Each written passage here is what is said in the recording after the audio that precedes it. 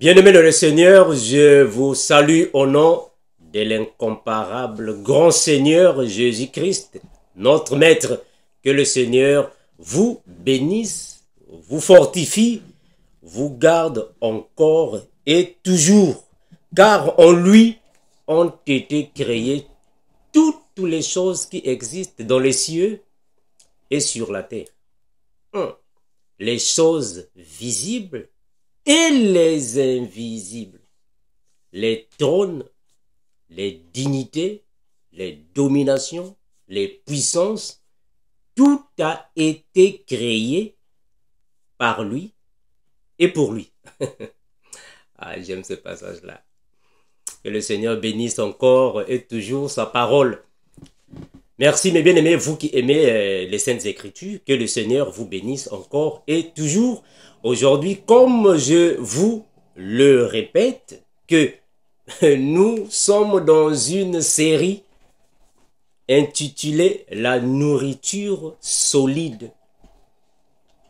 Pour les chrétiens, les disciples de Christ, bien sûr, qui sont déjà capables de manger le pain sans levain. Alors, si tu n'es pas encore capable de manger le pain sans levain, nous vous supplions de faire très attention parce que les choses que vous allez écouter dans cette série peuvent alors vous scandaliser. Vous pouvez peut-être nous lapider alors que nous serons en train de voir les cieux ouverts et le Fils de l'homme debout à la droite de Dieu le Père, et vous allez continuer de nous lapider. Donc, mes bien-aimés, cette série, c'est vraiment pour les disciples de Christ. Ce n'est pas pour les nouveaux convertis, ou soit les mal affermis, sinon vous allez nous lapider pour rien, comme le frère Étienne. Donc, il faut d'abord aller au réservoir de Siloé, laver les yeux, afin de mieux voir les Écritures, parce que nous croyons que si vous êtes encore aveugle dans cette série, vous n'allez pas bien percevoir les Écritures comme l'aveugle que le Seigneur a demandé. Est-ce que tu vois maintenant? L'aveugle dit, bon, j'aperçois des hommes, mais j'en vois comme des arbres qui marchent. Voilà. Parce qu'il avait des difficultés pour distinguer réellement qui était de l'autre côté. Donc, c'est la même chose avec cette série. Les renards ont des tanières. Les oiseaux du ciel ont des nids. Mais le Fils de l'homme n'a pas où reposer sa tête. Oh, quelqu'un m'a dit, frère Armando, tu vois ici, Jésus n'avait pas de maison. Jésus, quand il était en Israël, il n'avait pas de maison. Voilà pourquoi il a dit que le Fils n'a pas où reposer sa tête. Ah, mes frères, la nourriture solide. Hein, frère? Si vous n'avez pas encore des yeux ouverts, il faut chercher de venir à Christ afin qu'il puisse vous laver les yeux et que vous puissiez mieux voir les Écritures. Très important. Parce que la Bible a un langage. Le Seigneur a un langage. Et le langage du Seigneur est spirituel. Alors, il faut savoir par où parler de la doctrine, par où parler de la révélation, mais par où parler de la connaissance et par où parler de la prophétie. Chaque chose en son temps. Ah voilà, très important. Donc, Jésus avait un langage. La Bible a une pensée. Donc, il ne faut pas croire que réellement les renards ont des tanières. Réellement, ce sont les renards. Les tanières, réellement des tanières. Non, frère. C'est un langage. Les oiseaux du ciel ont des nids. Il ne faut pas voir que réellement, ce sont les oiseaux du ciel. C'est un langage. Le Fils de l'homme n'a pas où reposer sa tête. Il ne faut pas croire que Jésus était SDF. Il n'avait pas de maison. Non, il ne faut pas voir ça comme ça. Mes frères, on va prier avant de partager la parole. Incomparable Seigneur, nous te remercions infiniment, toi qui es Dieu créateur de toutes choses. Merci Seigneur Jésus de ce que tu ajoutes connaissance, sagesse, intelligence, discernement dans tes serviteurs encore et toujours. Béni God Père, puissant nom, nous avons su prier et nous disons Amen. Mais bien aimé, j'ai toujours dit que dans cette série, ayez aussi vos Bibles à la maison afin que nous puissions lire ensemble. Nous puissions marcher ensemble de la manière que vous ne puissiez pas alors traîner alors que nous allons avancer. Hein, mes frères? Donc, il ne faut jamais chercher de nous lapider alors que nous ne voyons pas les mêmes choses. Donc, pendant que nous voyons le ciel ouvert, ou soit les cieux ouverts dans certaines versions, hein, voilà, parce que ça aussi c'est un problème que nous avons, le problème des versions. Les cieux ouverts ou le ciel ouvert dans certaines versions, et que le Fils de l'homme assis, pas debout, parce que là-bas il est debout, il faut savoir maintenant à quel moment il est debout, à quel moment il est assis. Ah, ça c'est la parole. Il faut maintenant savoir, il est debout à quel moment, il est assis à quel moment. Donc là, il est debout à la droite de Dieu. Donc, vous ne continuez pas alors de nous lapider avec des pierres. Nous sommes dans Matthieu chapitre 8. Matthieu chapitre 8, le verset 19 à 20. Nous sommes partis. On va lire dans les Écritures. Matthieu 8 et 19. La Bible va déclarer ainsi. Matthieu 8, 19 à 20. La Bible dira ainsi. Jésus, voyant une grande foule autour de lui, donna l'ordre de passer à l'autre bord. Un scribe s'approcha et lui dit, « Maître, je te suivrai partout où tu iras. » Jésus les regarde et dit, « Oh, les renards ont des tanières et les oiseaux du ciel ont des nids. Mais moi, le Fils de l'homme, je n'ai pas où reposer ma tête. » Ah, le Seigneur a encore compliqué le scribe. C'est la même chose avec Nicodème. C'est la même chose avec Nicodème. Mes frères, le Seigneur Jésus a un langage. Alors, dans le langage du Seigneur Jésus, si tu n'as pas l'esprit de la révélation, tu ne vas pas comprendre ce qu'il dit là-bas. Il faut avoir l'esprit de la connaissance de la Bible, de la pensée des Écritures, avant de comprendre qu'est-ce qu'il dit là-bas. Hein, frère? Il faut comprendre ça. Voilà pourquoi Ésaïe dira ainsi. Ésaïe chapitre 29, le verset 11 à 12. Ésaïe 29, 11 à 12. La Bible va dire ainsi. 29, 11 à 12. La Bible va nous déclarer ainsi, mes frères. Très important, mes frères. Ça sont des choses importantes à connaître. Voilà pourquoi nous aimons aller doucement afin que vous puissiez mieux nous saisir. Pour ne pas qu'il y ait des confusions. Ésaïe chapitre 29, le verset 11 à 12, qui va dire la parole. Toute la révélation est pour vous comme les mots d'un livre cacheté, que l'on donne à un homme qui sait lire.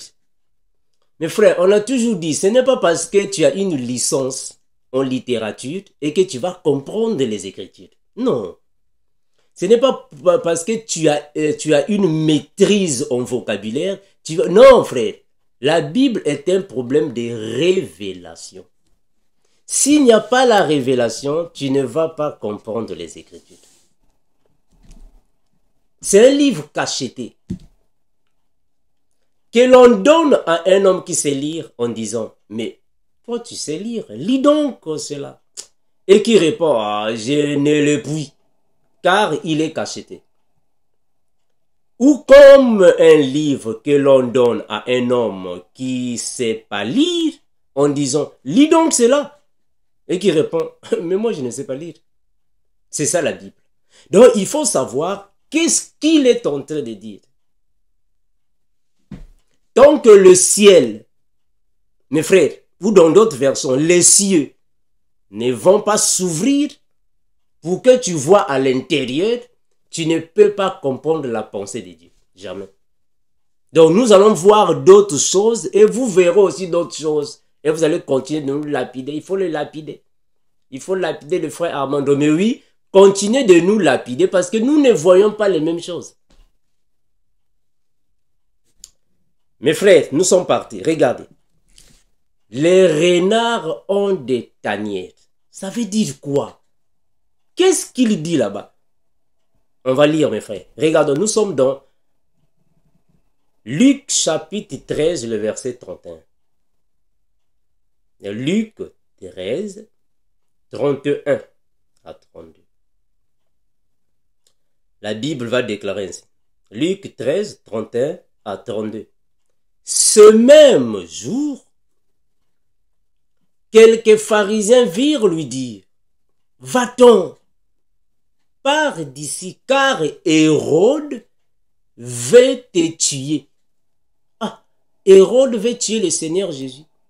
Et Jésus leur répondit, allez et dites à ce renard, ah voilà, voici je chasse les démons et je fais des guérisons aujourd'hui et demain et le troisième jour j'aurai fini. Ah voilà.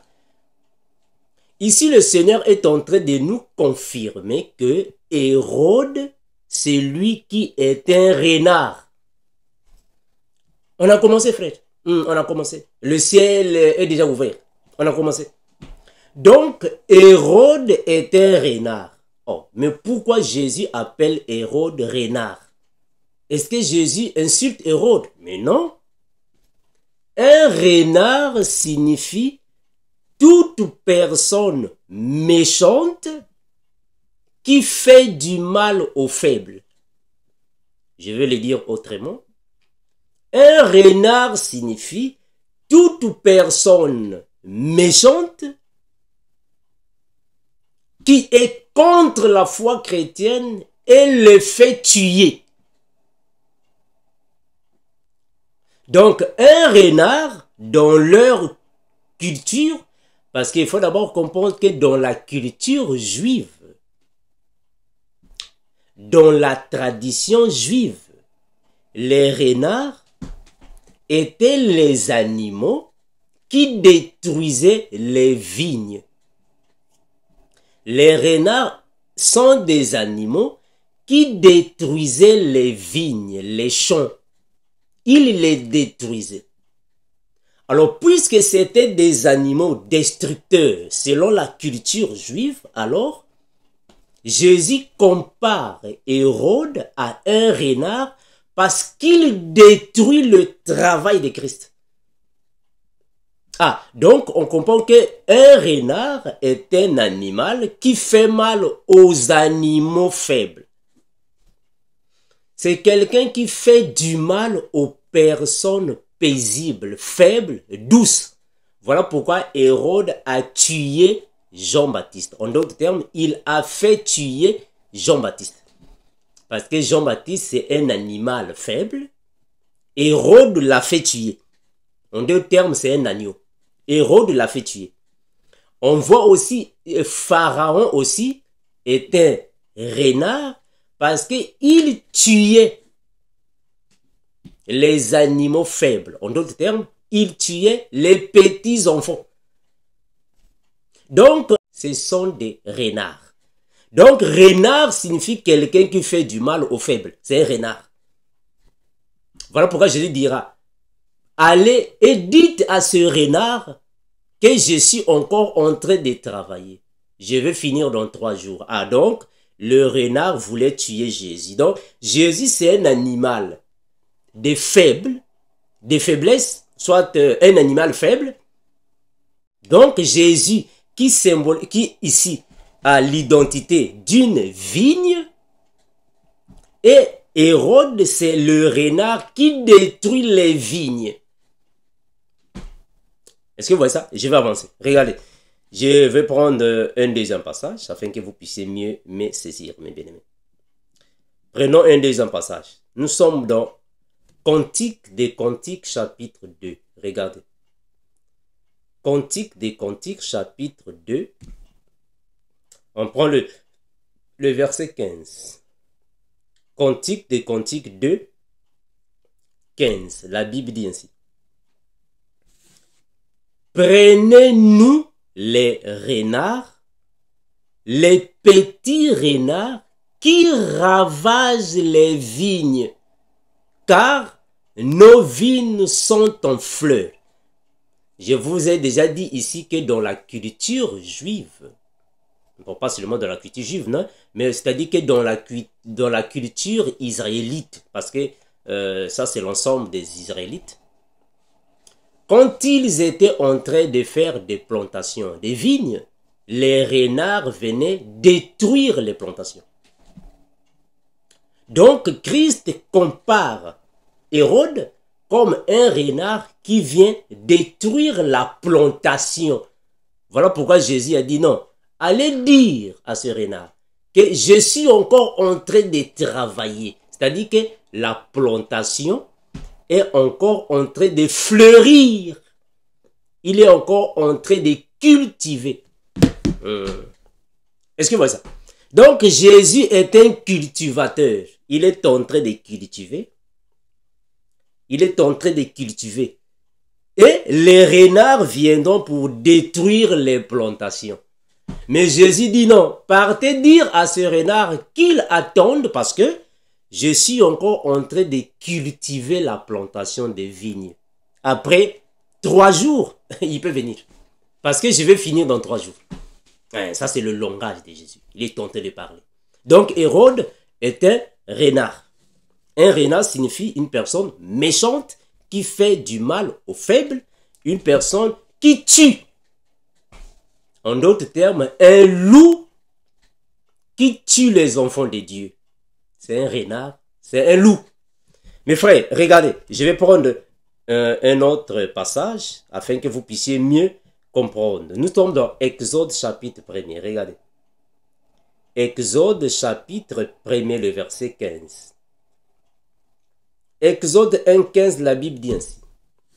Le roi d'Égypte, en d'autres termes Pharaon, parla aux sages femmes des Hébreux, nommées l'une Chypra et l'autre Poix. Il leur dit, quand vous accoucherez les femmes des Hébreux, et que vous les verrez sur les sièges, si c'est un garçon, tuez-le, faites-le mourir.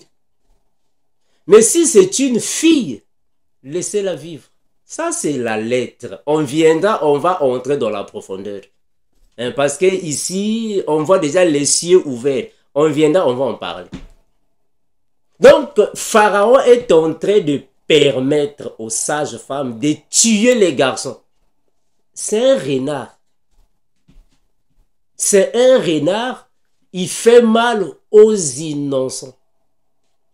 Il détruit les vignes. Renard. C'est un renard. Regardez. On va avancer afin que vous puissiez mieux comprendre. Matthieu 2, 16. Matthieu chapitre 2, le verset 16. La Bible va déclarer ainsi. Alors Hérode, en d'autres termes, alors le renard, voyant qu'il avait été joué par les mages, s'est mis dans une grande colère et il envoya tuer les enfants. Donc Pharaon a envoyé tuer les garçons. Hérode aussi va envoyer tuer les enfants. Mais ce sont des renards. Ce sont des tueurs. Ils aiment tuer les personnes faibles. En d'autres termes, ils aiment détruire les vignes. Ce sont des renards. Il envoya tuer tous les enfants de 2 ans et au-dessus qui étaient à Bethléem et dans tout son territoire, selon la date dont il s'était soigneusement enquis auprès des mages. C'est un renard.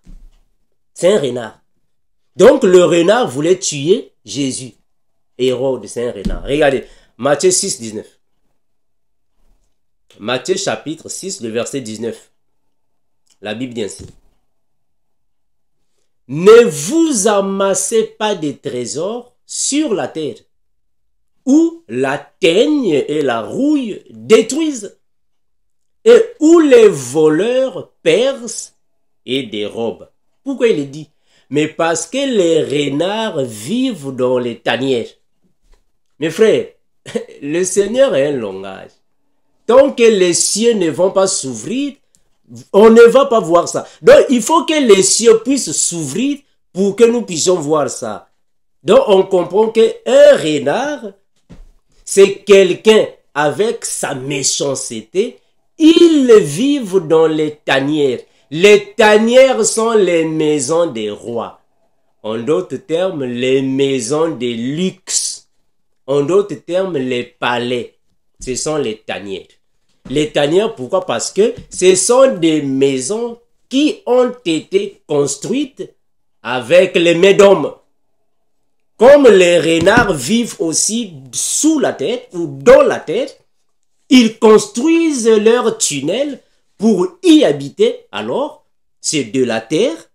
Donc, les maisons de luxe, ce sont les renards qui y vivent. Ça, c'est le langage de Jésus. Regardez, je vais prendre Luc. Luc chapitre 7, regardez.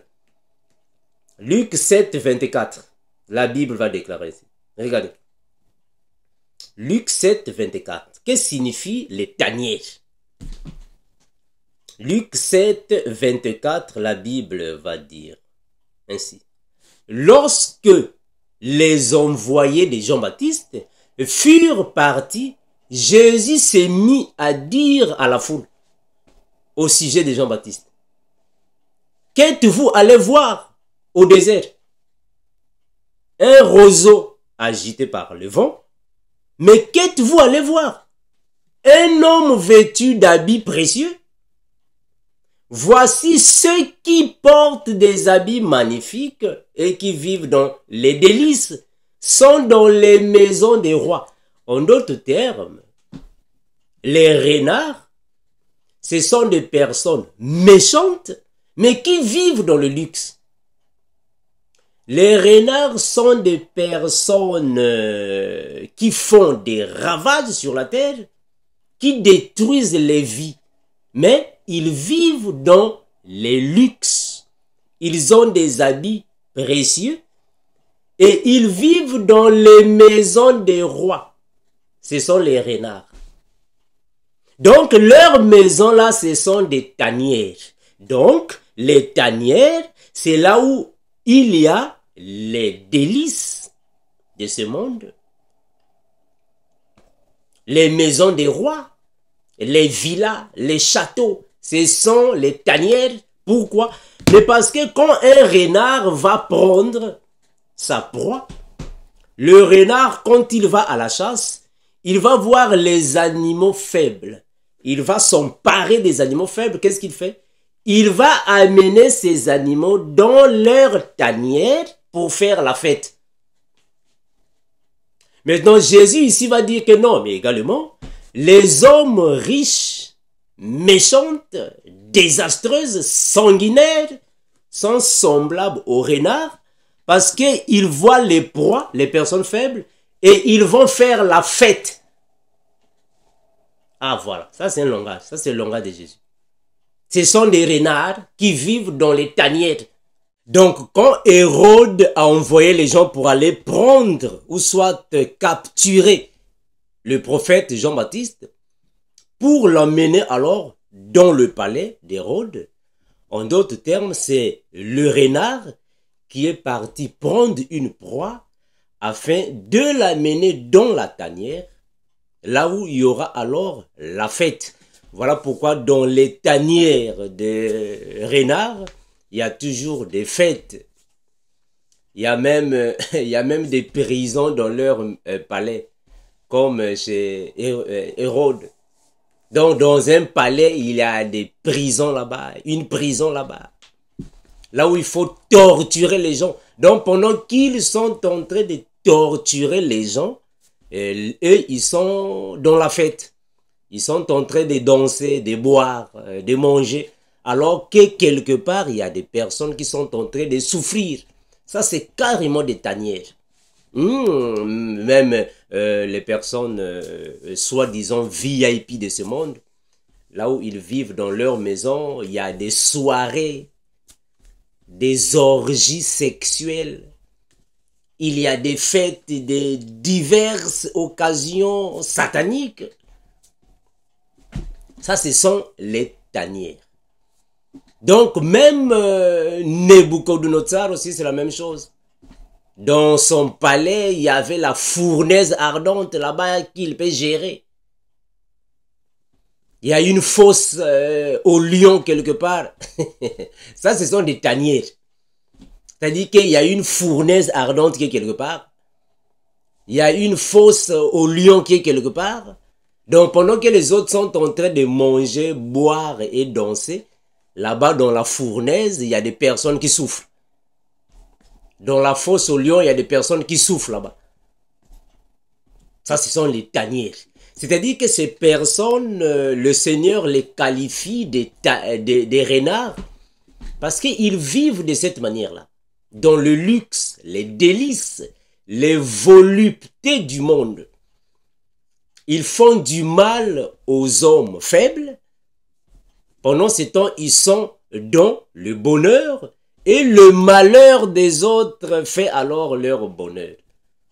C'est comme ici aux États-Unis. Voilà pourquoi la police américaine, soit les agents d'investigation américains sont en train de capturer tous ces rappeurs, les gens comme les R. Kelly. Ça, ce sont des renards. Ça, ce sont des renards qui dans leur palais, leur château, leur maison, leur villa, il y a des diverses fêtes mondaines, des orgies sexuelles. Il y a même des cachots, des prisons dans leur palais, là où ils torturent les autres. Ça, ce sont les tanières. Donc, c'est la même chose que font les renards. Les renards viennent, ils prennent les proies, ils les amènent dans leur tanière pour aller faire la fête.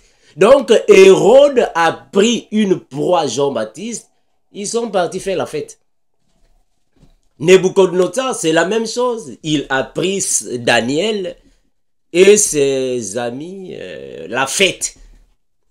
C'est comme ça qu'ils vivent, ces personnes-là. Ils vivent comme ça. Donc, c'est leur style de vie. Et le Seigneur les appelle les renards qui vivent dans des tanières. Nous sommes dans Apocalypse. Apocalypse chapitre 6 et verset 15. Apocalypse chapitre 6. Nous allons prendre le verset 15 qui nous dit la parole du Seigneur. Apocalypse 6, 15, la Bible va déclarer: ainsi, les rois de la terre, en d'autres termes, les renards, les grands, les chefs militaires, ça ce sont les renards. Hein frère, ça ce sont les renards. Les rois de la terre, les grands de la terre, les chefs militaires, les riches, les personnes puissantes, toutes ces personnes-là, tous les esclaves, les hommes libres, se cachèrent dans les cavernes. Ils se cachèrent dans les cavernes et dans les rochers des montagnes. Mes frères, ici nous sommes dans l'Apocalypse, ça va? Ici nous sommes dans l'Apocalypse. Dans le livre de l'Apocalypse, ce sont des visions. Donc, quand le Seigneur est en train de dire que ils se cachèrent dans les cavernes, cela ne signifie pas dire que réellement ce sont des cavernes, non. Les cavernes sont les maisons de luxe Ici, c'est considéré comme des cavernes. Les maisons de luxe. Parce que ici, aux États-Unis, moi, je ne sais pas, au fait, à New York, Washington, moi, je ne sais pas, Paris, vous allez vous cacher dans quelle caverne? Est-ce que là-bas, il y a des cavernes? Ici, on fait allusion aux cavernes comme les maisons de luxe, des grandes sécurités. Les châteaux, les villas, les palais, c'est considéré comme les cavernes. Or, on va voir que dans leur époque, ou soit, on va comprendre que ici, les cavernes, si vous prenez dans d'autres versions de Bible, vous allez comprendre que ce sont des maisons terrestres, des maisons construites sous sol, des maisons sous-sol, c'est-à-dire que dans les sous-sols. En d'autres termes, les tanières des renards. C'est ce qu'il voulait dire ici. Les tanières des renards, c'est là que vivent les personnes puissantes de la terre. Donc, mes frères, ça, ce sont les renards et les tanières. On va évoluer afin que vous puissiez comprendre. Donc, quand Jésus dit, les renards ont des tanières, il voulait dire tout simplement que tu veux me suivre. Parce que le scribe lui a dit, Seigneur, ô maître, moi je vais te suivre là où tu iras. Non, les renards ont des tanières. En d'autres termes, les personnes qui vivent dans des maisons construites avec beaucoup de luxe, qui sont des renards, ils ont des possibilités de richesse. Mais le Fils de l'homme est différent parce qu'il parlait à un scribe. Pourquoi Jésus a dit ça? Mais parce que les scribes étaient beaucoup plus avec ces genres de personnes. Et mes frères, les scribes vivaient avec ces personnages importants. Voilà pourquoi Jésus a fait référence à cela. Mais on va évoluer. Regardez.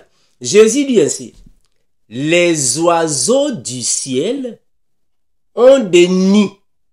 Qu'est-ce qu'il veut dire? Eh mes frères, les oiseaux du ciel ont des nids. Mes frères, il faut d'abord comprendre que ici, dans ce contexte échéant, les oiseaux du ciel sont les enfants du royaume, c'est-à-dire les enfants de Dieu. C'est eux qui sont ici appelés les oiseaux du ciel, c'est-à-dire que les fils du royaume. Ils ont des nids. Les nids ici signifient les maisons, leur demeure. Mais il a utilisé un langage un peu avancé pour déterminer que le nid, pour nous, enfants de Dieu, c'est le paradis. Mais dans ce contexte échéant, quand il parle des nids, il fait allusion des maisons, des enfants de Dieu, qui sont considérés comme les maisons normales. Je vais répéter ça, attention à la confusion. Les maisons de luxe, des hautes sécurités, des délices, des rois, des grands, des riches, ce sont des tanières. Mais les maisons normales comme nous autres là, nous vivons dans les maisons normales. Et en plus, nous qui sommes enfants de Dieu, nos maisons à nous ne sont pas des tanières. Parce que chez nous, il n'y a pas de délices, il n'y a pas de fêtes. Non, chez nous, ce sont des maisons que nous vivons dans la simplicité. Donc, ce sont les nids d'oiseaux. Mais c'est nous qui sommes les oiseaux du ciel, parce que le grand aigle, c'est le Père. Puisque le Père est un grand aigle, nous sommes les petits de l'aigle, donc nous sommes les aiglons. Est-ce que vous voyez ça? Regardez, je vais aller dans la Bible, mes frères. Nous sommes dans Exode. Exode chapitre 19. Exode chapitre 19, le verset 3 à 4. Exode 19, 3 à 4. La Bible va déclarer ainsi. Exode 19, 3, 4. La Bible dit ainsi. Moïse monta vers Dieu, sur la montagne, bien sûr, et l'Éternel appela du haut de la montagne, en disant, tu parleras ainsi à la maison de Jacob, et tu diras aux enfants d'Israël, vous avez vu ce que j'ai fait à l'Égypte, et comment je vous ai porté sur des ailes d'aigle et amené vers moi. Je vous ai porté sur les ailes d'aigle, je vous ai amené vers moi. On va comprendre ici que en réalité, les aigles, c'était Moïse et Aaron. C'est eux qui sont les aigles. Mais le Seigneur lui-même aussi, il s'identifie, il se présente comme étant le grand aigle. C'est le Seigneur. Je vais encore donner un autre passage afin que vous puissiez mieux me saisir. Apocalypse chapitre 12, regardez. Apocalypse chapitre 12, les versets 13 et 14. La Bible va déclarer ainsi. Et quand le dragon vit qu'il avait été précipité sur la terre, il poursuivit la femme qui avait enfanté l'enfant mâle. Et les deux ailes du grand aigle furent données à la femme afin qu'elle s'envolât au désert vers son lieu où elle est nourrie un temps, des temps, et la moitié d'un temps loin de la face du serpent. Vous qui suivez déjà les enseignements du frère Armando, vous connaissez déjà ce qui se passe ici. Ce sont des choses que j'ai déjà interprétées à maintes reprises, donc il n'y a pas de commentaires à faire ici pour ne pas prendre beaucoup de temps. Vous savez déjà que j'en parle déjà. Donc, le grand aigle, c'est notre Seigneur. Mais ici, quand la Bible dit que les deux ailes ont été données à la femme, c'est-à-dire que le Seigneur va envoyer deux prophètes en Israël pour alors prêcher l'évangile de la manière que les 144 000 Israélites, je viendrai pour en parler parce que beaucoup de gens pensent que ce sont les 144 000 juifs. Non, non, non, ça c'est faux. Je viendrai en parler, mes frères. Les 144 000 Israélites, pas les 144 000 juifs. Ça, c'est une erreur. Je viendrai pour en parler. Donc, c'est eux alors qui iront là-bas. Donc, ici, ce sont les deux prophètes. Donc, les oiseaux du ciel signifient les fils du royaume, les enfants de Dieu. Les fils du royaume. Regardez, je vais reprendre Matthieu 24, le verset 28. Ce sont les fils du royaume. C'est eux qui sont les oiseaux du ciel. Matthieu 24, 28. La Bible va déclarer ainsi. 24, 28. Matthieu 24, 28. En quelque lieu que soit le cadavre, là s'assembleront les aigles. Quand vous prenez d'autres versions, on dira les vautours dans d'autres versions. Ici, on comprend déjà que le cadavre, c'est Jésus et le Seigneur. Et les aigles, ce sont les fils du royaume. Ça aussi, c'est un enseignement donné, hein, mes frères. Donc, le cadavre, c'est Jésus. Les aigles, ce sont les enfants du Père. Les fils du royaume. Donc, les oiseaux du ciel signifient les enfants de Dieu. Ce sont les oiseaux du ciel. Je vais prendre encore ici Job, afin que vous puissiez mieux me saisir. Donc, c'est nous qui sommes les aigles, parce que nous sommes les aiglons, les fils du grand aigle, qui est le Père. Lui-même, il se présente comme un aigle. Voilà. Parce que c'est lui qui est le grand aigle. C'est le Dieu créateur. Ça va, mes frères? Je prends Job. Regardez. Je prends Job. Job, chapitre 29, le verset 18. Regardez. Job 29, le verset 18. La Bible va dire ainsi. Alors je dirai, je mourrai dans mon nid. Mes jours seront abondants comme le sable. Est-ce que vous voyez ce que le frère Job est tenté de dire? Je mourrai dans mon nid. Pourquoi il dit ça? Ici, le nid, ici, c'est la maison. Voilà pourquoi j'avais dit. Le nid signifie la maison. Ici, il se présente comme un oiseau. C'est-à-dire qu'il veut dire que je suis un oiseau, je mourrai dans mon nid. Mais on va aussi comprendre, mes frères, que le corps, c'est le nid. L'esprit, en fait, c'est la vraie identité de la personne. Bon, je ne vais pas vous compliquer les choses.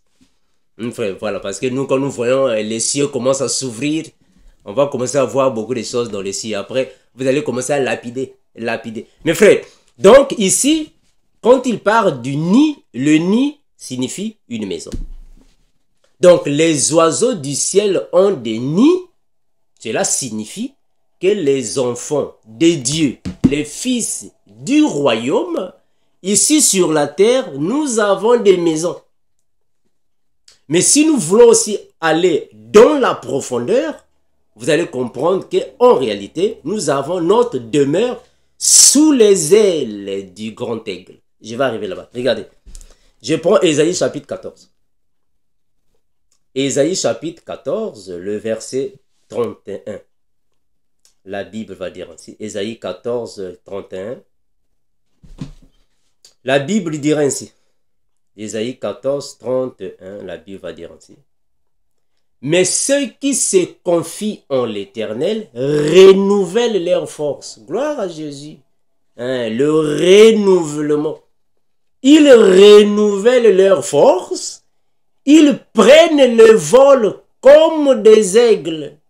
Ils courent et ne se lassent point. Ils marchent et ne se fatiguent point. Voilà. Mes frères, on peut aussi aller dans la profondeur. On peut aussi aller dans la profondeur. Donc, nous sommes identifiés comme les aigles. Les aigles sont les enfants du royaume, c'est-à-dire les fils du royaume, les enfants de Dieu, ceux qui ont la sémence du Père, ce sont aussi spirituellement appelés par les aigles. Ce sont les aigles. Je prends Deutéronome, regardez. Deutéronome chapitre 32, le verset 11. Deutéronome 32, le verset 11. Je suis en train d'éviter de vous donner trop de détails, parce qu'on peut aussi aller dans la profondeur, mais sauf que je ne peux pas vous donner tous les détails au même moment. La vidéo peut être très longue et peut-être aussi, cela peut aussi compliquer encore aux Juifs qui vont vouloir nous lapider.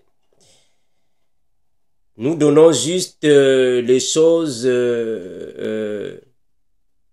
qui peuvent alors vous aider aussi à mieux comprendre les Écritures. Hein, frère? Donc nous donnons le flash, nous flashons afin que vous puissiez saisir la pensée des Écritures. Deutéronome 32, le verset 11 à 12. Deutéronome 32, on commence à partir du verset 11. Il l'a trouvé dans une contrée déserte. Je commence à partir du verset 9 afin de bien voir la pensée. Car la portion de l'Éternel, c'est son peuple. Jacob est la part de son héritage. Il l'a trouvé dans une contrée déserte, dans une solitude et aux effroyables hurlements. Il l'a entouré et il en a pris soin. Il l'a gardé comme la prunelle de son œil. Je prends le verset 11. Pareil à l'aigle qui éveille sa couvée, voltige sur ses petits, déploie. Ça, c'est le grand aigle. Il déploie ses ailes, les prend, les porte sous ses plumes. Ça, c'est le grand aigle. C'est lui-même Dieu. L'Éternel seul conduit son peuple et il n'y avait avec lui aucun Dieu étranger. Donc, mes frères, il faut d'abord comprendre que Dieu ici, on le présente comme un grand aigle. C'est lui qui prend soin de ses petits. Parce que nous sommes les aiglons. C'est lui qui est le grand aigle. Je vais lire ça dans cette version peut-être. Le vocabulaire peut être facile à la compréhension. Deutéronome, chapitre 32. Deutéronome 32, 11, 12. Deutéronome 32, 11, 12. La Bible va dire ainsi. Mais bien aimé, ayez toujours le soin de comparer les versions des Bibles, mes frères. Ayez vraiment ce soin-là de lire plusieurs versions des Bibles. Ne soyez pas comme nos aînés dans la foi, comme nous étions dans ces églises-là. Louis Ségon. Attention, Louis II aussi a beaucoup de choses qui ne sont pas claires. Hein? Très important. Voilà pourquoi je viens toujours ici avec beaucoup de versions de la Bible. Très important. Louis II, il y a beaucoup de choses qui ne sont pas claires. Il faut prendre aussi d'autres versions de la Bible. Regardez. Deutéronome 32, le verset 11, la Bible va dire ainsi. Il fut pour lui semblable à un aigle qui plane au-dessus de son nid et invite ses petits à son voler, ou qui étend ses ailes au-dessus d'eux. Est-ce que vous voyez ça? Ici, c'est clair. Hein? C'est-à-dire que les petits s'envolent et il va déployer ses ailes afin de les protéger, les petits. C'est-à-dire que le grand aigle, c'est Dieu et nous sommes les petits. Donc, notre nid à nous, c'est sous les plumes de l'aigle. Voilà pourquoi je disais que le nid, on peut voir ça dans plusieurs sens. Par rapport au frère Job, le nid, c'est la maison. Mais le nid aussi, c'est la demeure que nous avons sous les aigles du grand aigle. C'est aussi notre nid. C'est-à-dire que notre refuge. Voilà, c'est même ça le terme. Donc, le nid, c'est aussi notre refuge. Parce qu'on se refuge sous les ailes du grand aigle. Parce que c'est lui qui est le grand aigle. Voilà. Est-ce que vous voyez ce que je vous avais dit? Ici, dans cette version, c'est clair. Hein? Par rapport à lui, c'est quoi? Ici, c'est clair. Je prends le verset. Et les retire s'il tombe. Voilà. Le verset 12. Oui, le Seigneur seul conduit son peuple sans l'aide d'aucun autre Dieu. Donc, c'est ça le rôle d'un grand aigle. C'est Dieu lui-même, le grand aigle. Je vais prendre d'autres versions afin que vous puissiez bien me saisir. Je prends Psaume, chapitre 91, 91 pour ceux qui sont en Belgique. Psaume, chapitre 91 pour les Belges. 91 pour les Français. Voilà, 91, je commence à partir du verset 1er. La Bible dira ainsi. C'est lui qui demeure sous l'abri du Très-Haut repose à l'ombre du Tout-Puissant. Ah, c'est-à-dire qu'il a le repos. Il se repose à l'ombre du Tout-Puissant. C'est-à-dire qu'ici, l'abri du Très-Haut signifie que c'est un grand aigle. L'aigle est tellement grand, il a des ailes déployées et nous sommes sous l'abri de l'aigle. Je vais continuer, regardez. C'est lui qui demeure sous l'abri du Très-Haut, repose à l'ombre du Tout-Puissant. Le verset 2. J'ai dit à l'Éternel, mon refuge, c'est ce que je disais, gloire à Jésus.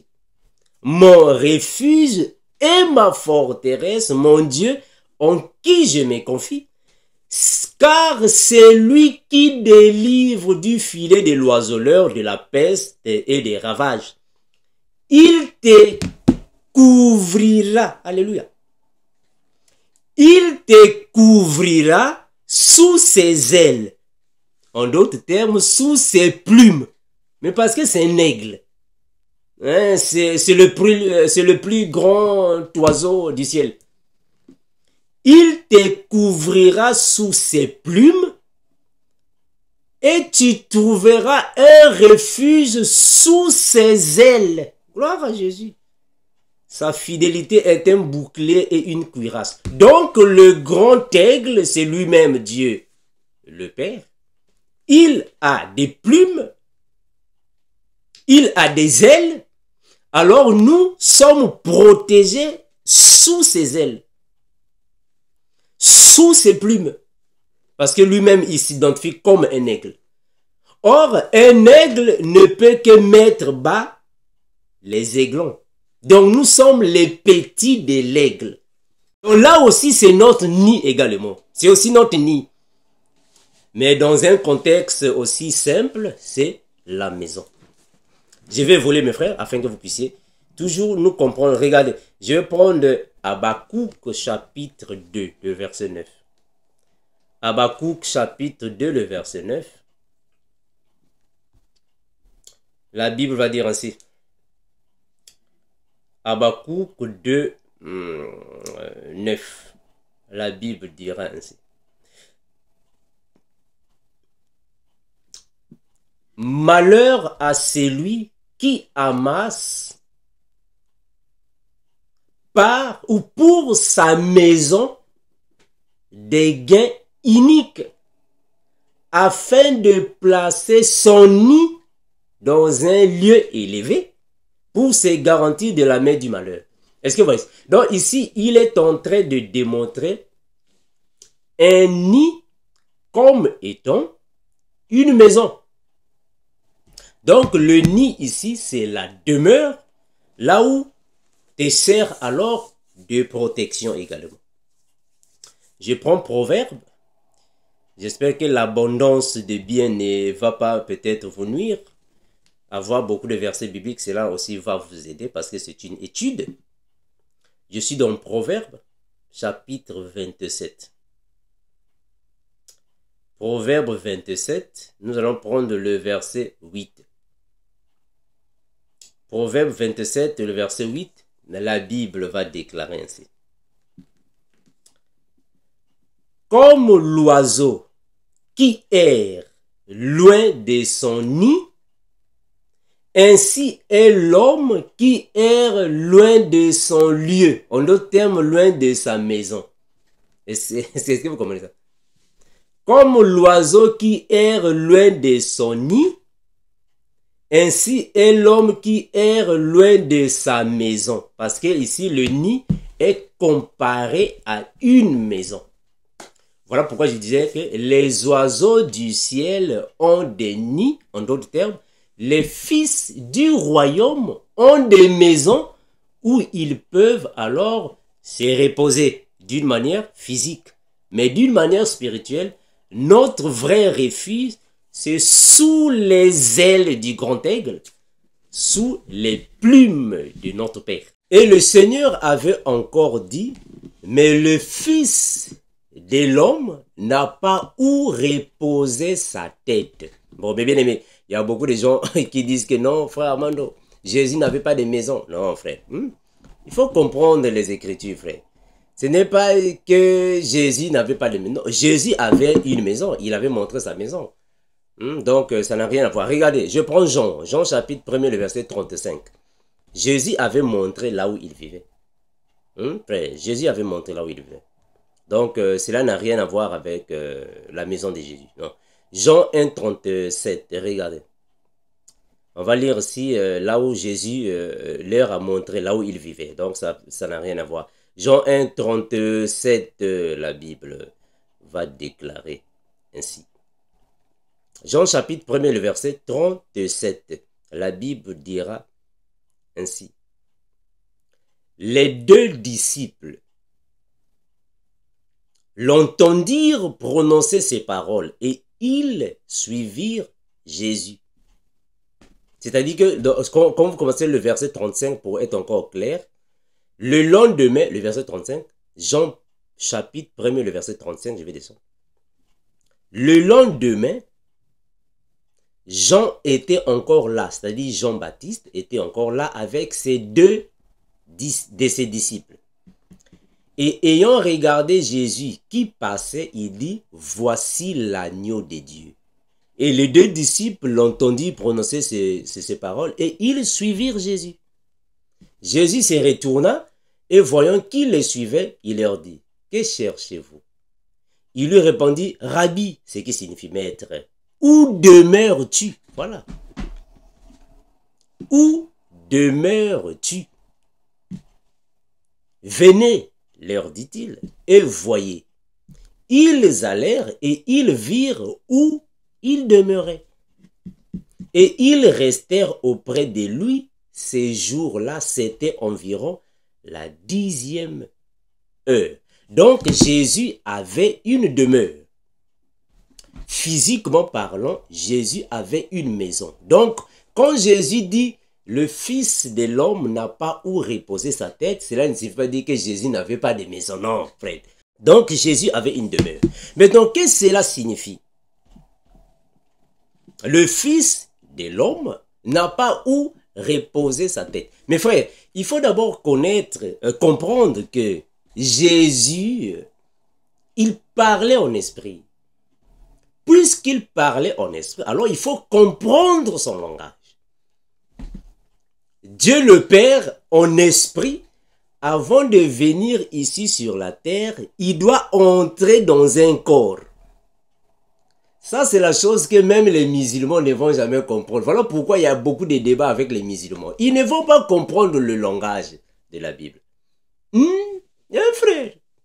Donc, Dieu le Père, avant de venir sur la terre, il doit entrer dans une maison.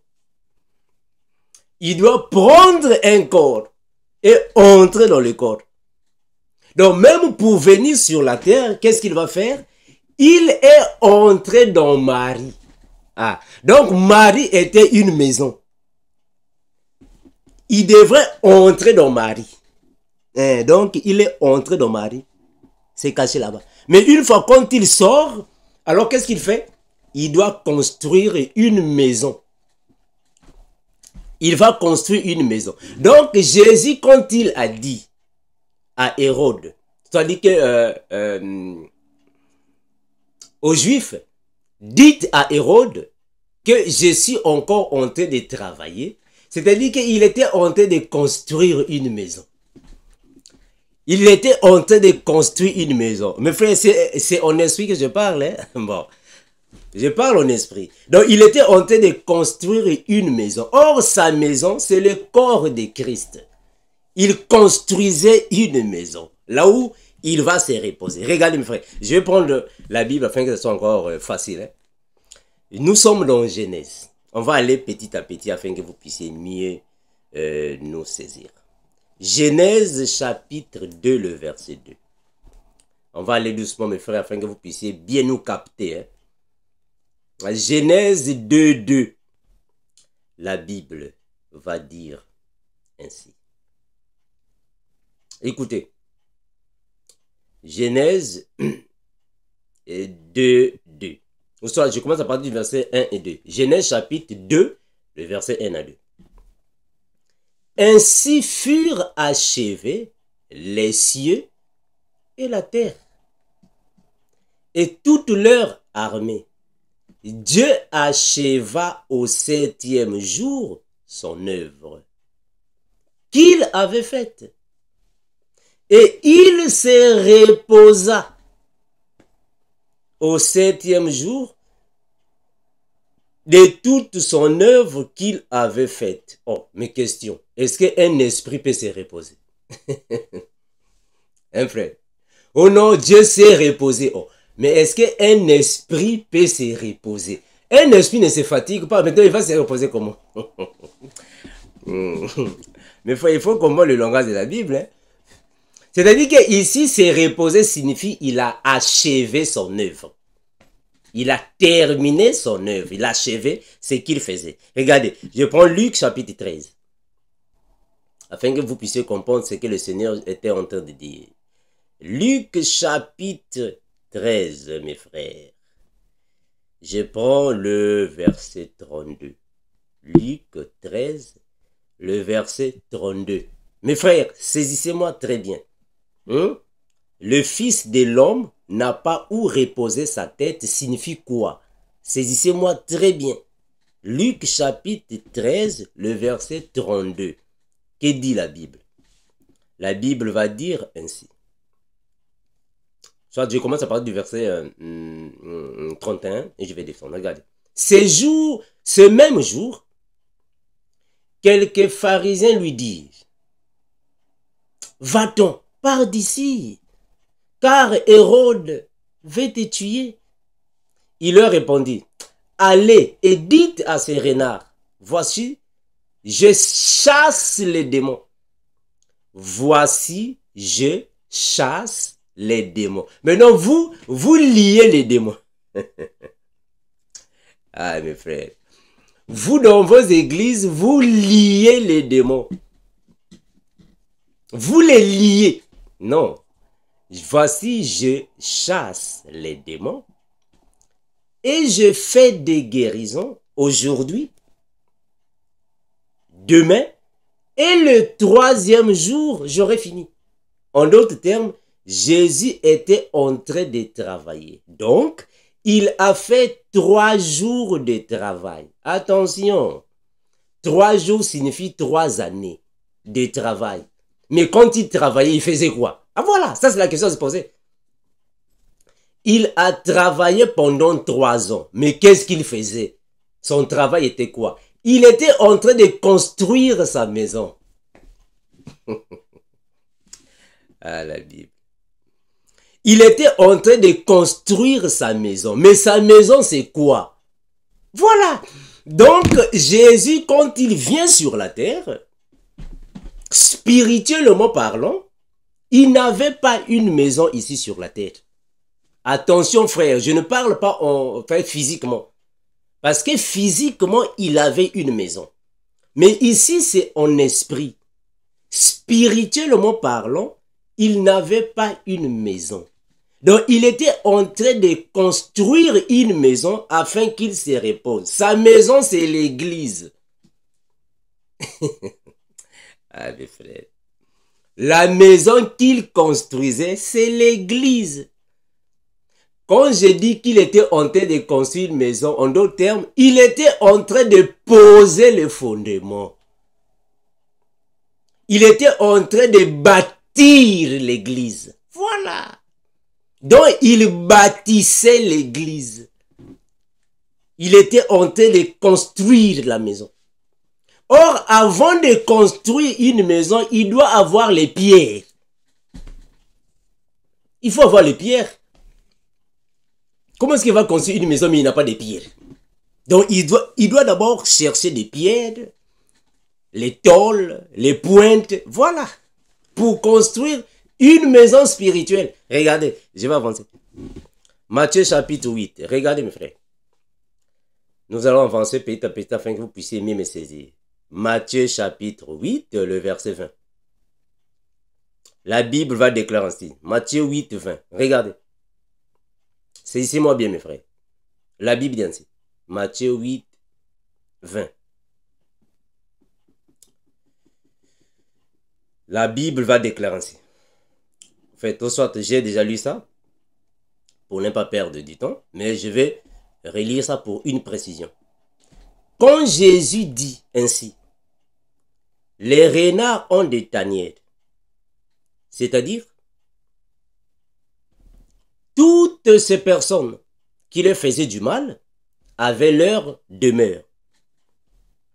Les oiseaux du ciel ont des nids. Les fils du royaume aussi ont leur demeure. Mais lui, il voulait se reposer. Attention, se reposer signifie habiter. Je répète ça. Dans le contexte échéant, se reposer signifie habiter. Je répète. Dans le langage échéant, se reposer signifie habiter. Pourquoi? Mais parce que quand Jésus vient ici sur la terre, le Saint-Esprit n'était pas encore officiellement venu. C'est-à-dire qu'il est descendu. Je répète. Le Saint-Esprit n'était pas officiellement descendu sur la terre. Je répète ça. Parce qu'il y avait déjà des personnes qui avaient le Saint-Esprit. Mais attention, voilà pourquoi je suis en train de traîner. La prophétie de Joël chapitre 2, le verset 28-29, ne s'était pas encore accomplie. Donc le Seigneur Jésus, avant d'avoir une maison pour habiter spirituellement, il fallait que Joël 2, 28-29 s'accomplisse. Donc il était en train de construire une maison là où il va habiter, spirituellement parlant. Je pèse sur ça. Hein, mes frères? Regardez, je vais donner Matthieu. On va arriver là-bas, petit à petit. Matthieu chapitre 12, le verset 43. Regardez. Matthieu 12, 43. Saisissez-moi bien, mes frères. Matthieu 12, 43. La Bible va dire ainsi. Saisissez-moi. Lorsque l'esprit impur est sorti d'un homme, il va dans les lieux arides cherchant du repos. Saisissez-moi, frère. Vraiment, saisissez-moi très bien. Il va dans les lieux arides cherchant du repos. Et il n'en trouve point. Alors, il dit, je retournerai dans ma maison d'où je suis sorti. Et quand il arrive, il la trouve vide, balayée et ornée. Il s'en va et prend avec lui 7 autres esprits plus méchants que lui. Ils entrent dans la maison, s'y établissent. Et la dernière condition de cet homme est pire que la première. Il en sera de même pour cette génération. Mes frères, le Seigneur a dit, une personne qui est habitée par un esprit impur, c'est-à-dire que une personne possédée signifie une personne qui est habitée par les démons, les esprits impurs. Donc, ici, on comprend que les esprits impurs habitent, se reposent dans les personnes qui n'ont pas le Seigneur. Je répète ça. Les esprits démoniaques se reposent, habitent dans les personnes qui n'ont pas le Saint-Esprit. Pourquoi? Mais parce que c'est le Seigneur Jésus, c'est le Seigneur, notre Seigneur, c'est lui qui fait ces choses. Parce qu'il faut comprendre que le diable n'est qu'un imitateur. Il ne fait qu'imiter le Père. C'est le Père qui habite dans ses enfants. Donc, quand Jésus dit qu'il n'a pas où reposer sa tête, c'est-à-dire que quand il était en train de travailler, il était en train de bâtir l'église. Il était en train de poser le fondement. Attention, bâtir l'église ne signifie pas dire qu'il va acheter les tôles, les pointes, les ciments et on va construire une maison, bâtiment, l'église. Non. Bâtir une église signifie il était en train de racheter les peuples, les personnes. Il était en train de choisir les disciples afin de former une église. Donc, partout là où Jésus partait, dans les villages, dans les villes, à Samarie, partout là où il était en train de bâtir une église. Il était en train de travailler. Pourquoi? Afin qu'il se repose. Mais il va se reposer où? Je vous ai lu ici que les esprits démoniaques se reposent dans les personnes qui n'ont pas le Saint-Esprit. Mais Jésus, lui, comme le Saint-Esprit n'était pas encore sur terre d'une manière officielle, je suis en train de peser sur ces mots, mes frères. Parce que nous savons que le Saint-Esprit était déjà, mais pas d'une manière officielle. Retenez-moi bien.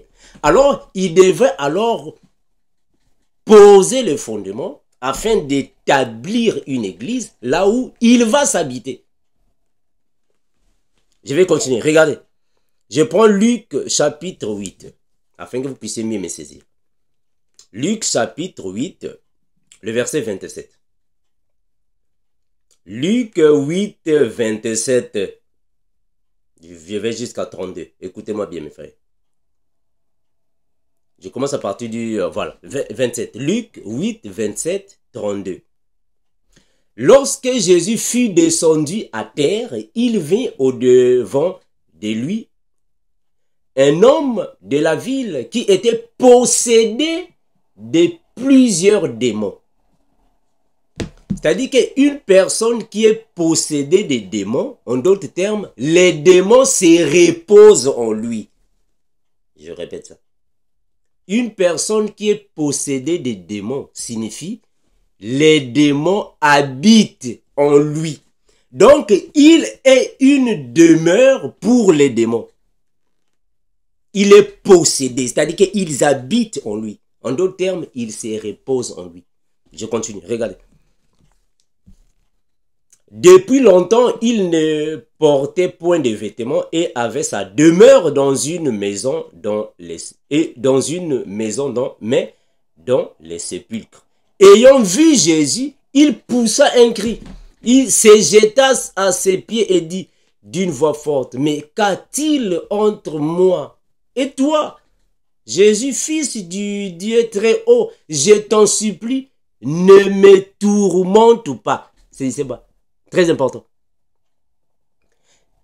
L'homme qui avait les démons en lui, qu'est-ce qu'il dit à Jésus? Ne me tourmente pas. En d'autres termes, les démons s'est reposé en lui et quand ils ont vu Jésus, ils ont commencé à s'agiter. Voilà pourquoi il dit non, ne nous tourmente pas. En d'autres termes, ne nous enlève pas le repos. Parce que tourmenter signifie qu'ils sont agités dans leur repos. Ils se reposaient dans l'homme, après, ils commencent à s'agiter. Je vais prendre ça dans cette version, mes frères, afin que vous puissiez mieux me saisir. Je prends Luc, peut-être ici vous pouvez me saisir mieux. Luc chapitre 8, le verset 27. Regardez. Luc chapitre 8, le verset 27. Rappelez-vous de l'histoire du fou de Gargada, hein, mes frères, afin de ne pas peut-être se perdre. Luc 8, 27 à 32. Écoutez, je vais prendre ça ici. La Bible va dire ainsi. Luc 8, 27 à 32, la Bible va dire ainsi. La Bible va déclarer ainsi. On va lire ensemble pour mieux comprendre les Écritures. 27, la Bible va dire ainsi. Alors, au moment où Jésus descendait à terre, un homme de la ville vint à sa rencontre. Cet homme était possédé par des esprits mauvais. Depuis longtemps, il ne portait pas de vêtements et n'habitait pas dans une maison, mais vivait parmi les tombeaux. Quand il vit Jésus, il poussa un cri, se jeta à ses pieds et dit avec force, « Que me veux-tu, Jésus, fils du Dieu très haut? Je t'en prie, ne me tourmente pas. » Jésus ordonnait en effet à l'esprit mauvais de sortir de lui. Pourquoi? Parce que l'esprit était en lui. Donc, l'esprit ou les esprits mauvais ont fait de lui leur demeure. Il s'est reposé en lui. Je continue. Cet esprit s'était emparé de lui bien des fois. On l'attachait alors les mains et les pieds de l'homme avec des chaînes pour les garder. Mais il rompait ses liens et l'esprit l'entraînait vers les lieux arides. Jésus l'interrogea. Quel est ton nom? Mon nom est multitude. Là-bas, dans Louis II, on dit légion. Multitude.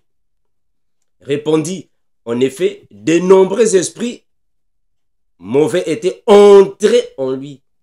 Entrés en lui. C'est ce que Jésus voulait faire, en fait. Entrer en lui pour y habiter. Est-ce que vous voyez ça? Retenez ces mots-là, hein, mes frères. Très important. Et ces esprits suppliaient Jésus de ne pas les envoyer dans l'abîme. C'est-à-dire que les esprits mauvais, puisque ce sont des esprits errants, quand ils sont en train d'errer, une personne qui n'a pas le Saint-Esprit, qu'est-ce qu'ils feront? Ils viendront entrer en lui. Pourquoi? Parce que les esprits errants sont des esprits qui n'ont pas de place fixe. Dès qu'ils voient les personnes, alors ils viennent habiter dans la personne. En d'autres termes, il se repose dans la personne. Il habite la personne. Alors, ici, quand le possédé est en train de dire, ne me tourmente pas parce que ces esprits s'est reposé en lui. En d'autres termes, ces esprits habitaient en lui. Il fallait que Jésus les chasse. Mais vous allez voir dans plusieurs cas, quand Jésus les chasse, alors, ils doivent aller entrer encore dans le pourceau. Parce qu'ils doivent rester dans une demeure, dans une maison, là où ils vont se sentir au repos. C'est ce que Jésus voulait faire en fait. On va avancer. Regardez. Je vais continuer mes frères afin que vous puissiez mieux me saisir. Hein? Je prends 1 Corinthiens mes frères. Regardez. 1 Corinthiens chapitre 3, le verset 16. La Bible dit ainsi. 1 Corinthiens 3, 16. Ne savez-vous pas que vous êtes le temple de Dieu et que l'Esprit de Dieu habite en vous? Mes frères, est-ce que vous comprenez ce que le frère Paul est en train de dire? Ne savez-vous pas que vous êtes le temple de Dieu et que l'Esprit de Dieu habite en vous? Voilà pourquoi j'avais pris l'exemple des démons. Une personne qui n'a pas le Saint-Esprit, les esprits mauvais habitent en lui. En d'autres termes, les esprits mauvais se reposent en lui, habitent en lui. Voilà pourquoi quand ils ont vu Jésus, ils ont dit ne nous tourmente pas, parce qu'il s'est reposé. En d'autres termes, habiter. Voilà pourquoi j'ai dit se reposer ici signifie habiter. Donc, l'Esprit de Dieu habite en nous. En d'autres termes, l'Esprit de Dieu se repose en nous. Donc, se reposer ici signifie habiter. Maintenant, Jésus, quand il était en train de travailler, il était en train de construire son temple, de construire la maison là où il va habiter. Parce que quand Jésus était sur la terre, la maison n'était pas encore construite. Attention, ici la maison que je parle ici, c'est le temple de Dieu. Attention, ce n'est pas le temple physique. Je fais allusion au corps de Christ. C'est-à-dire que quand Jésus était sur la terre, il était en train de poser le fondement. En d'autres termes, de construire son église, de construire son temple. Là où, après 3 jours, parce qu'il devait travailler 3 jours, le premier jour, le deuxième, les 3 jours, il finit. C'est alors qu'une fois qu'il sera tué, il va ressusciter avec le corps glorieux. C'est alors qu'il va habiter dans sa maison. Je vais commencer. Regardez. Après, afin que ça soit encore clair. Hein. Je prends 1 Corinthiens 6, 19. Regardez. 1 Corinthiens 6, 19. Ne savez-vous pas que votre corps est le temple du Saint-Esprit qui est en vous, que vous avez reçu de Dieu et que vous ne vous appartenez plus à vous-même. Parce que c'est lui qui a construit cette maison-là. Et il veut alors se reposer. Se reposer signifie habiter. Je pèse sur ça. Se reposer ici signifie habiter. C'est-à-dire qu'il vient habiter en nous. En d'autres termes, c'est reposer. Je vais continuer mes frères. Regardez, afin que je puisse encore aller dans la profondeur, pour que vous puissiez mieux me saisir. Regardez, Apocalypse chapitre 3, le verset 20. Apocalypse chapitre 3, le verset 20. La Bible va dire ainsi. Apocalypse chapitre 3, le verset 20. La Bible dira ainsi. Voici, je me tiens à la porte et je frappe. Question. Quelle porte? La porte de qui? Voici, je me tiens à la porte et je frappe. Si quelqu'un entend ma voix et ouvre la porte, mais la porte en question est où? Ouvre la porte, j'entrerai chez lui. Il va entrer. Je souperai avec lui et lui avec moi. C'est là qu'il va se reposer. Je vais expliquer ça. Mes frères, regardez. Quand Jésus était sur la terre, il était en train de construire son temple spirituel, sa maison spirituelle. En d'autres termes, son église. Le corps de Christ. Il était en train de poser le fondement. Pourquoi? Parce qu'il voulait se reposer. En d'autres termes, habiter. Quand il finit alors de construire, parce qu'il avait dit, allez et dites à Hérode, je travaille aujourd'hui, demain, et je finirai après-demain, le 3e jour. Quand il finit de travailler, le 3e jour, il sera tué.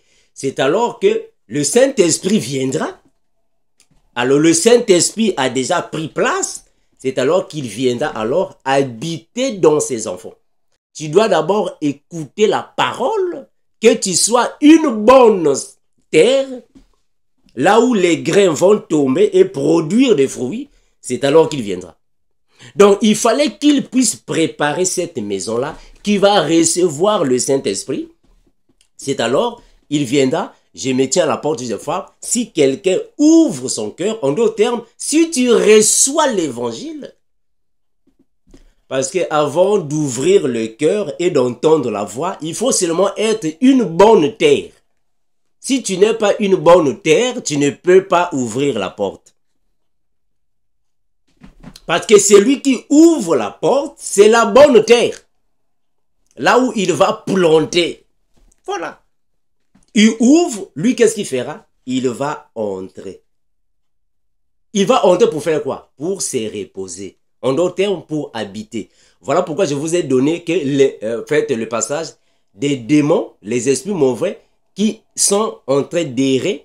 Qu'est-ce qu'ils voient? Quand ils voient des personnes qui n'ont pas le Saint-Esprit, ils vont entrer, ils vont habiter là-bas.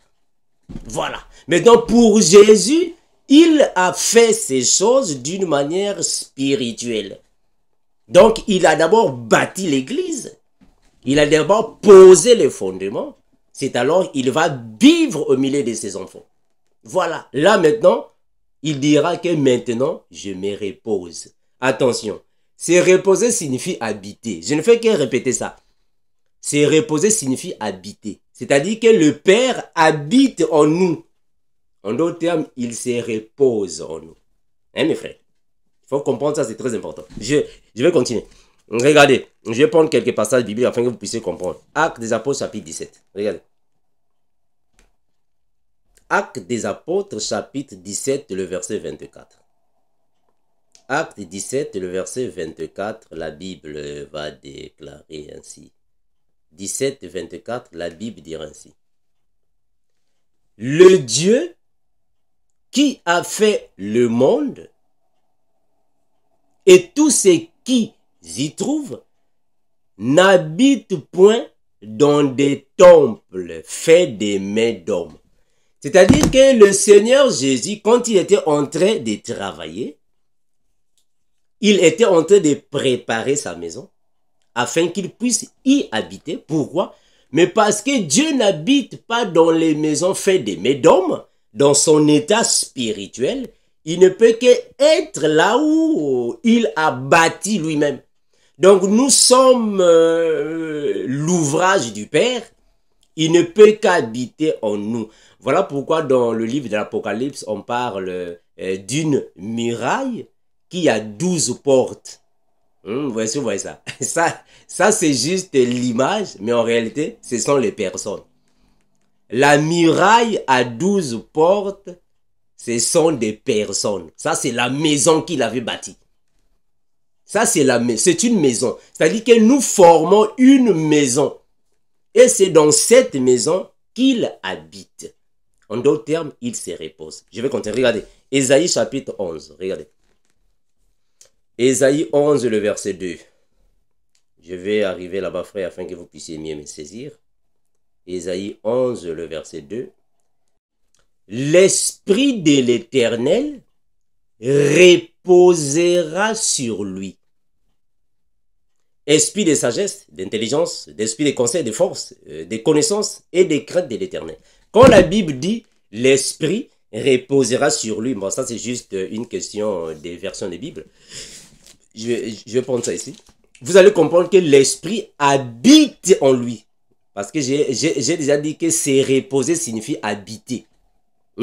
Voilà pourquoi le frère Paul dira que en lui habite corporellement toute la plénitude de la divinité. En lui habite. C'est-à-dire qu'en lui, l'esprit du Père se repose. Donc, habiter signifie se reposer. Hein, mes frères, je pense ça dans cette version. En lui habite, c'est-à-dire qu'en lui se repose. Donc, se reposer. Habiter ici, c'est se reposer. Ésaïe chapitre 11, le verset 2. Qu'est-ce qu'on dit dans cette version? Qu'est-ce que dans cette version on dit? Ésaïe chapitre 11, le verset 2 va dire quoi? Mes bien-aimés, j'espère que vous avez saisi la pensée. Regardez, Ésaïe chapitre 11, le verset 2. L'Esprit du Seigneur est sans cesse avec lui. Est-ce que vous voyez ça? Voilà pourquoi je vous ai dit que toutefois, quand vous voyez dans Louis II, l'Esprit est sur lui. L'Esprit est sur lui. Cela ne signifie pas dire que réellement que l'Esprit est sur lui. Ça, c'est Louis II. Il faut prendre d'autres versions de Bible. La Bible peut traduire ça par l'Esprit est sur lui, l'Esprit est en lui, l'Esprit est avec lui. C'est la même chose. C'est la même chose. Dans cette version, on dit ainsi. L'Esprit du Seigneur est avec lui. Est-ce que vous voyez ça? Donc, c'est juste une question de traduction. L'Esprit du Seigneur est avec lui. L'esprit qui donne sagesse, discernement, aptitude à éclairer et vaillance. L'esprit qui fait connaître le Seigneur et enseigne à l'honorer. Donc, dans Louis II, on nous dit, Ésaïe 11, 2, l'Esprit de l'Éternel reposera sur lui. C'est la même chose que le frère Paul a dit. L'Esprit reposera sur lui signifie la même chose qu'on a dit ici. Et je vais prendre ça. Donc, il ne faut pas que le mot sur vous complique. Cela signifie tout simplement le passage ici. Habiter. C'est reposer signifie habiter. Cela signifie carrément Colossiens chapitre 2, le verset 9. Car en lui habite corporellement toute la plénitude de la divinité. En d'autres termes, en lui repose toute la plénitude de la divinité. Donc, c'est reposer signifie habiter. Maintenant, le Seigneur voulait habiter dans un corps. Il voulait se reposer parmi ses enfants dans leur vie. Il fallait qu'il puisse construire l'église. En d'autres termes, il devrait établir les choses. Voilà, afin qu'il puisse habiter parmi nous. Hein, voilà, habiter parmi nous. Regardez 1 Pierre. Hein, mes frères, donc l'Esprit de Dieu reposera sur lui. En d'autres termes, l'Esprit habite en lui. Donc, il cherchait alors du repos. Mais regardez mes frères. 1 Pierre 2, 4. 1 Pierre chapitre 2, le verset 4. 1 Pierre 2, 4 à 5. La Bible va dire ainsi. Approchez-vous de lui, pierre vivante, rejetée par les hommes, mais choisie et précieuse devant Dieu, et vous-même, vous. Ah voilà, comme des pierres vivantes, édifiez-vous. Gloire à Jésus. Édifiez-vous pour former une maison spirituelle. Voilà. Donc, quand le Seigneur était en train de travailler, il était en train de former une maison spirituelle. Donc, les disciples étaient alors les ouvriers qui travaillaient avec lui pour former une maison spirituelle. c'est dans cette maison spirituelle qu'il viendra habiter. Or, cette maison spirituelle, c'est le corps de Christ. C'est nous. Est-ce que vous voyez ça? C'est nous. Regardez, je continue. Et vous-même, comme des pierres vivantes, édifiez-vous pour former une maison spirituelle, un saint sacerdoce, afin d'offrir des victimes spirituelles agréables à Dieu par Christ. Vous pouvez continuer la lecture. Donc, ça, c'est la maison qu'il voulait se reposer après avoir travaillé. Parce qu'il devait d'abord travailler avant de se reposer. Or, avant de se reposer, il faut passer par la mort. Mes frères, saisissez-moi bien. Dans la Bible, le repos peut être défini par plusieurs moyens. Parce que dans la Bible, quand on parle du repos, il y a plusieurs sortes de repos. Hein, mes frères? Il y a plusieurs sortes de repos. Nous aussi, quand nous passons de la mort, de l'autre côté, on va se reposer. Mais dans le cas échéant, Jésus parlait d'habiter parmi ses enfants. Or, il devait premièrement mourir afin de venir habiter parmi ses enfants. Parce que ici, on va comprendre que il s'agissait d'une maison spirituelle. Or, avant qu'il puisse venir habiter dans cette maison, il doit d'abord mourir après la mort qu'il va habiter dans cette maison. Parce que c'est une maison spirituelle. Je vais lire 1 Corinthiens, regardez. 1 Corinthiens 12. 1 Corinthiens chapitre 12, le verset 27. 12, 27 à 28. La Bible dira ainsi. Vous êtes le corps de Christ et vous êtes ses membres, chacun pour sa part. Voilà le verset 29. Et Dieu a établi dans l'Église, premièrement les apôtres, secondement les prophètes, troisièmement les docteurs, ensuite ceux qui ont les dons des miracles, puis ceux qui ont les dons de gérir, de gouverner, de secourir, de parler diverses langues. Donc ici, c'était alors la construction de la maison. Voilà. Ici, c'est la construction de la maison. Il a construit la maison et il a établi ses serviteurs. Parce qu'il construisait cette maison. Est-ce que vous voyez? Il construisait la maison et il les a établis. Regardez, Matthieu chapitre 7. Matthieu chapitre 7, afin que vous puissiez me saisir. Matthieu chapitre 7, le verset 24 à 25. Matthieu 7, 24 à 25. La Bible va dire ainsi. C'est pourquoi quiconque entend ces paroles que j'ai dit et les met en pratique sera semblable à un homme prudent qui a bâti sa maison sur le roc. La pluie est tombée, les torrents sont venus, les vents ont soufflé, se sont jetés contre cette maison. Elle n'est point tombée parce qu'elle était fondée sur les rocs. Premièrement, c'est lui le Seigneur qui a bâti sa maison. Attention, la maison c'est l'église, corps de Christ. Il a bâti une maison et il a posé cette maison sur le roc qui est lui-même. C'est lui-même qui est le roc.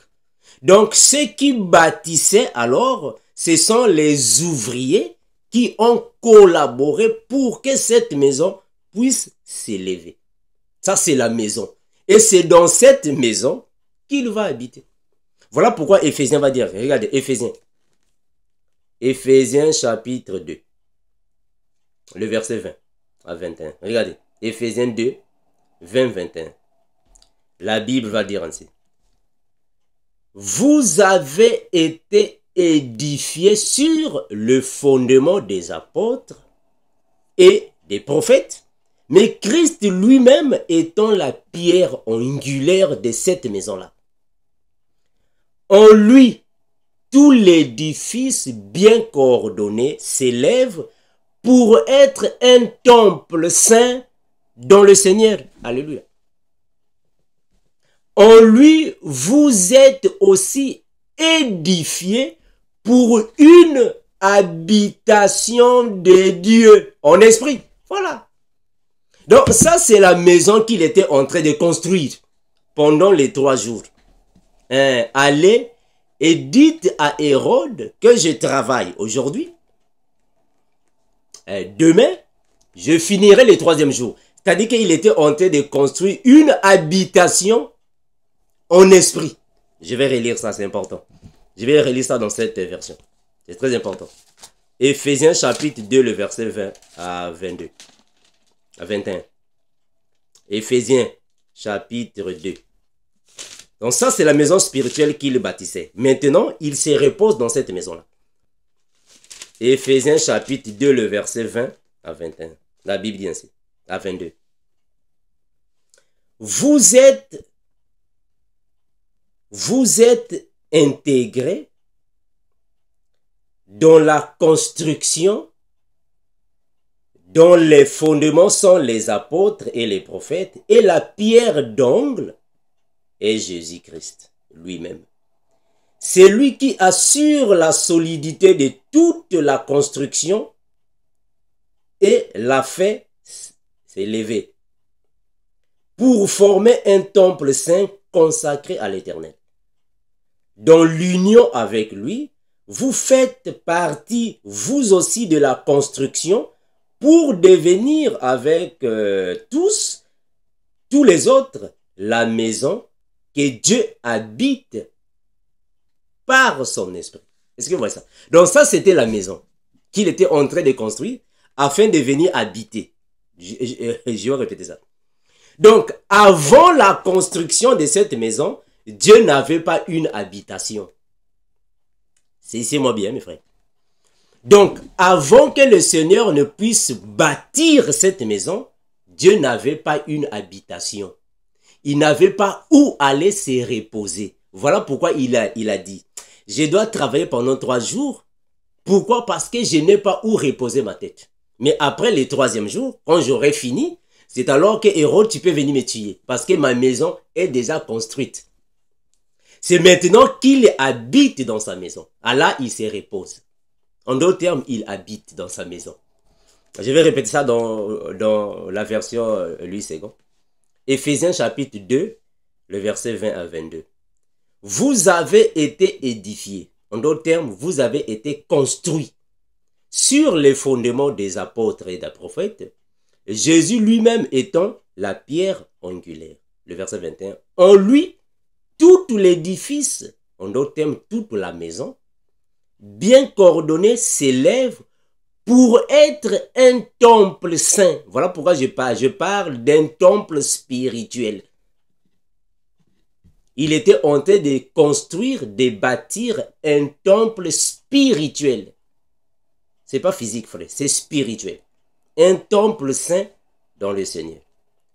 En lui, vous êtes aussi édifiés pour être une habitation de Dieu en esprit. Ah là, il se repose maintenant. Il s'est reposé.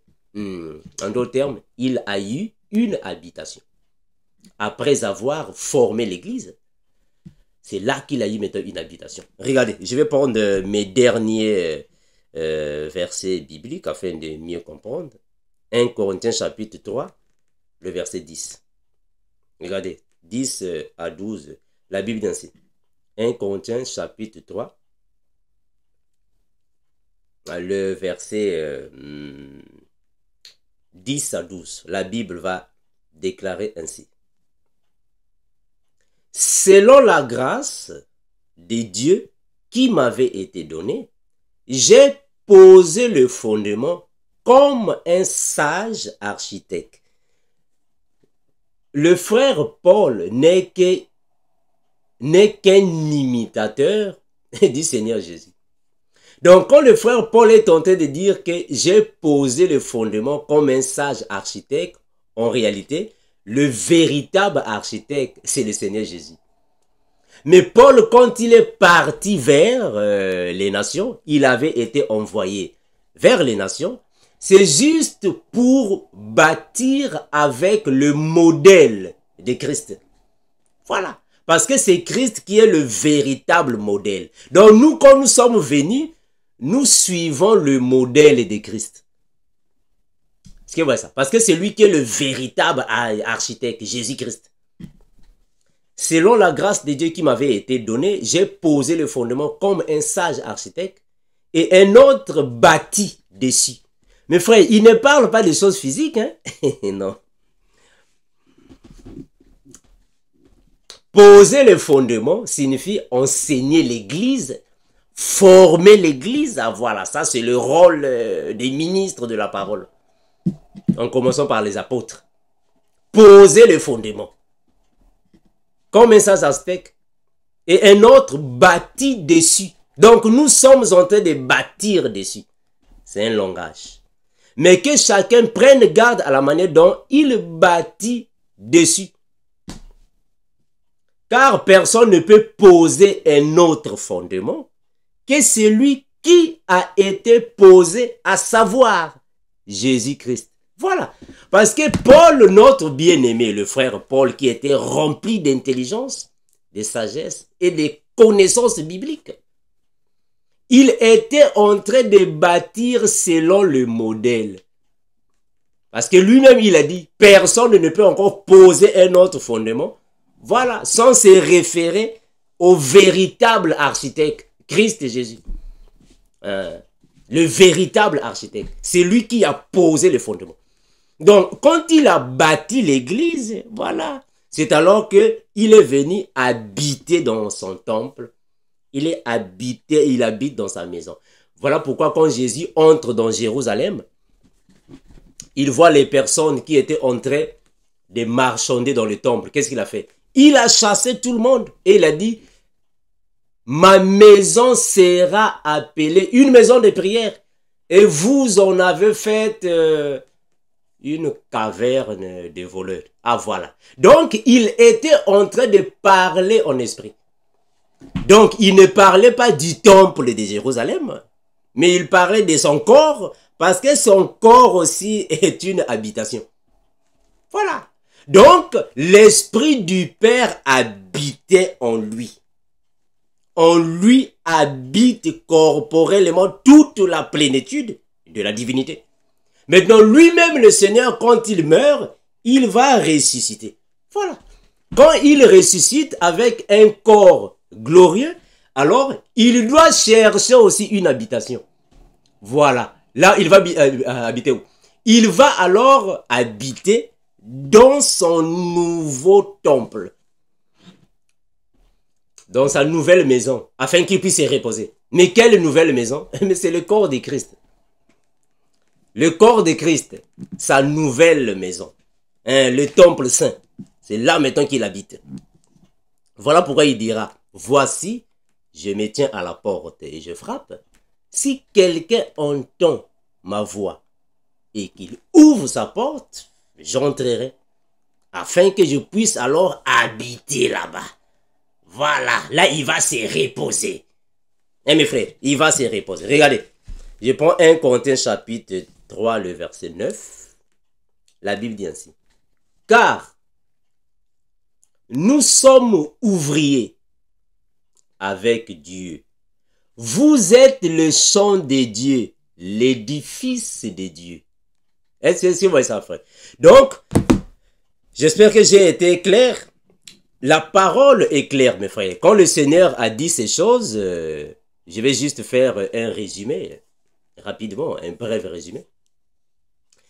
Les renards ont des tanières, c'est-à-dire que les personnes méchantes de la terre, les personnes soi-disant VIP de ce monde, qui vivent dans le luxe, les délices, ils ont leur maison de luxe de grande valeur Là où il ou elle se défoule avec les fêtes mondaines, les orgies de plusieurs sortes,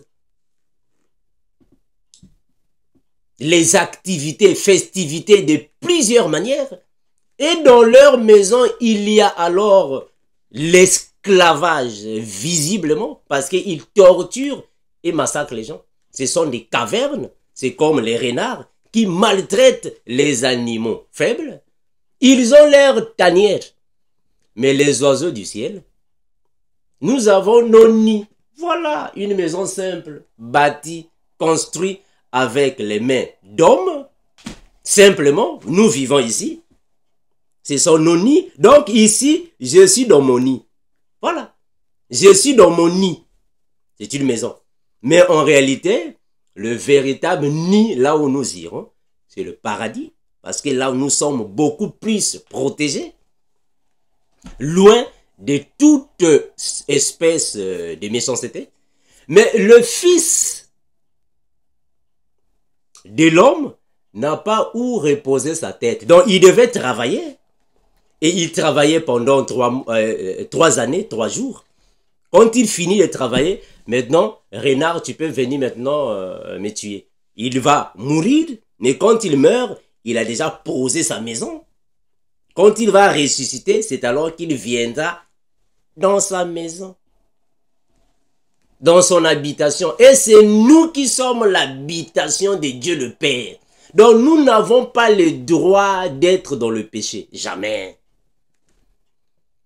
Un enfant de Dieu dont l'esprit du Père habite en toi, tu ne peux pas vivre dans le péché. Non. Voilà pourquoi la Bible dira, n'attristez pas le Saint-Esprit. Pourquoi? Mais parce qu'il se repose.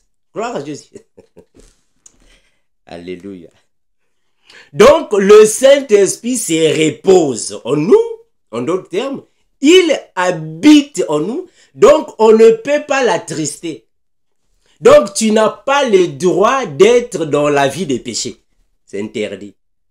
Il faut mener la vie de sanctification et vivre à l'instar de Christ. Voilà pourquoi le frère Paul dira, personne ne peut encore poser un autre fondement, à savoir l'incomparable grand Seigneur. Merci pour nous avoir suivis. Que le Seigneur vous bénisse encore et toujours. On va revenir pour encore continuer d'expliquer la parole du Père afin que vous puissiez comprendre les Écritures. Que le Seigneur vous bénisse, vous fortifie, vous comble encore de bonheur, de joie, de connaissances, vous perfectionne, vous édifie afin de grandir dans la foi. Comme nous disons et nous continuerons de vous répéter les mêmes choses parce que cela est salutaire de votre part. Maranatha, ce qui signifie l'incomparable, revient bientôt pour prendre l'église et nous sommes partis au paradis.